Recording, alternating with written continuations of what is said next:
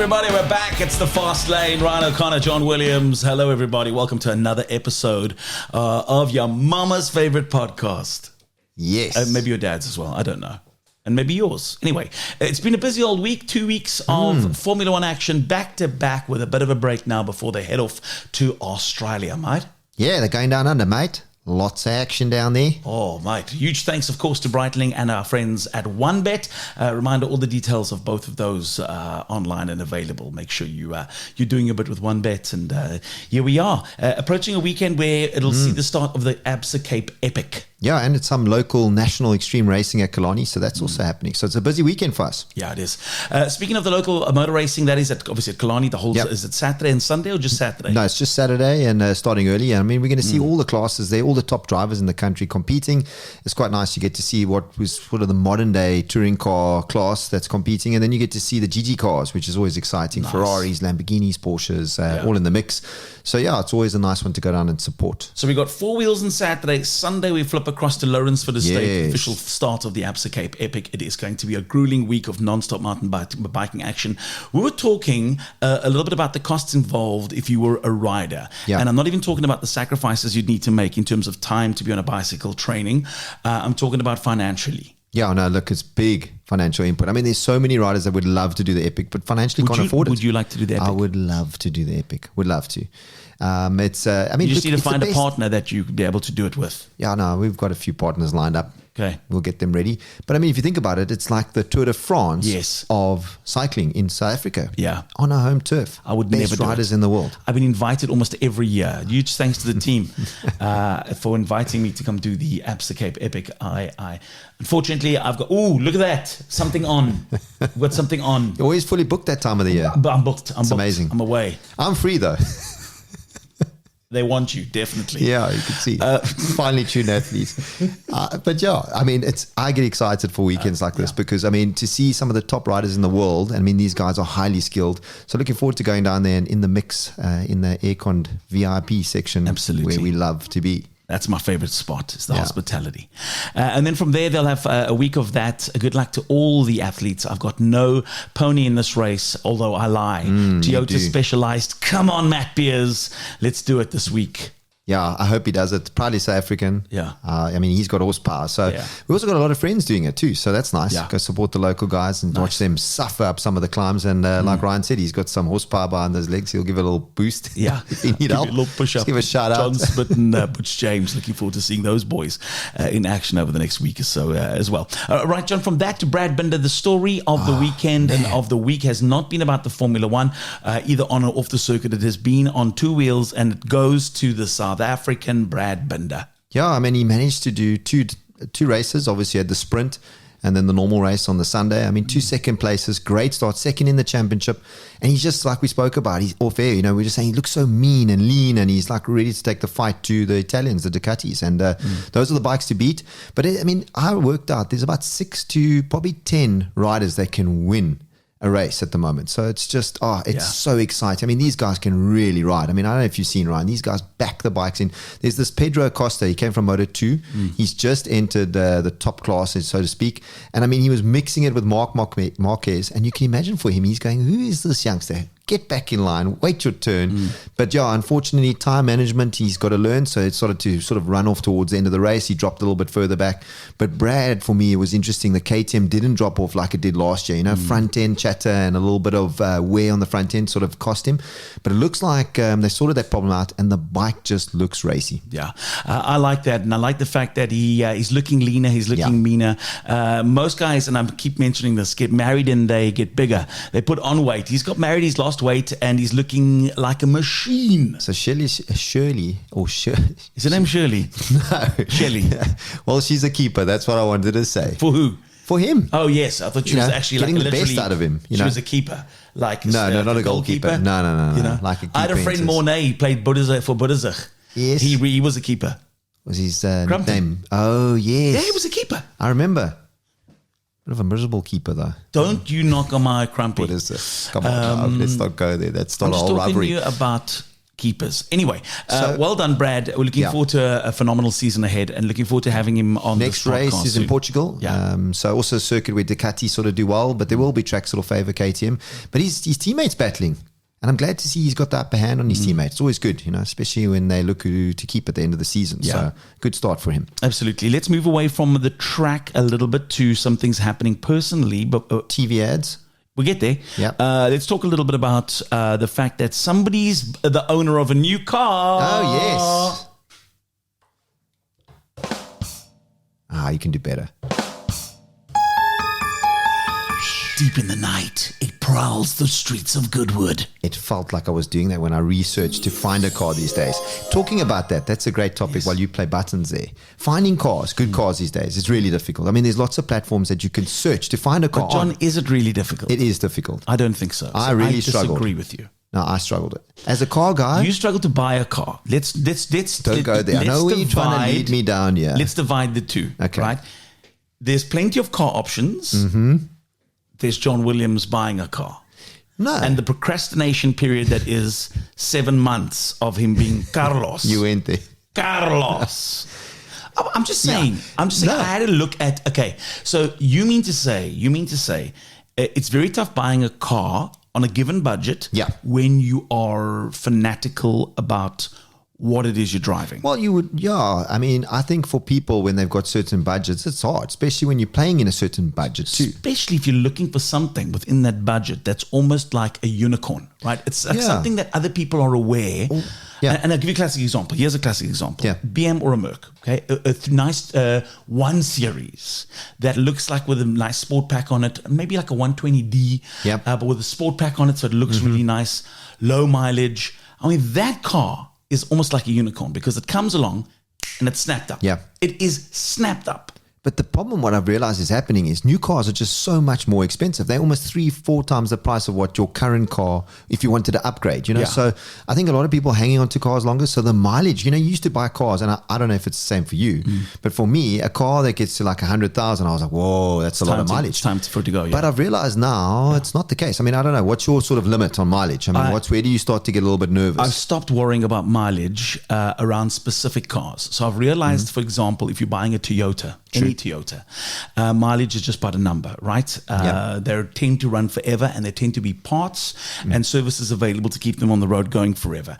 If it is a car that's, and again, we're in the age where people are Googling service reliability on certain cars. You know that saying when you see an old 3-liter in a BMW and someone goes, or let's give a classic one, a Porsche, old 911, that motor in there, that thing is a bullet. That thing is going to keep going forever. That thing's never going to let go, right? Certain cars have that kind of reputation to be non-mileage specific great runners. Others, you got to, there's niggles at a certain kind of a mileage that and that window's typical. Narrowing on what those manufacturers are these days. Because I mean, look at these new cars with all the tech and stuff like that. How long can you keep them? Buy? Tell them. I bought a Fiat 500, a Bath. Whoa, black, beautiful. It's about time you Bath. Yeah. Tell people about a Bath because it's a special race version of that 500 in collaboration with a couple of partners, including Ferrari, which is obviously under the stable of Fiat. Fiat's a controlling partner, and Ferrari's. And this Ferrari's guy there. that owned the car actually serviced it at Pablo Clark, which is up in Johannesburg. They service Ferraris. This guy is so meticulous. Was it not a little old lady? Well, sometimes he behaves like an old lady. Because you know what I'm saying? They always say to you when they're trying to sell you a car. I got you, this car's from a little old, she's a sweet little thing. Revs to only 3,000, short shifts. Only down to the shops and back every day. She hardly drove it. You go like, what's the mileage? 400,000 Ks. I'm like, for a little old lady, she did a lot of mileage. Yeah, exactly. So, and it's got a straight through exhaust pipe. But she just liked a little bit of a brop. This car is jits. You're like, the little old lady also loved apparently bumper stickers. Smoked out brake lights. Yeah, I mean, come on, and it says badass on the window sticker. Panty dropper.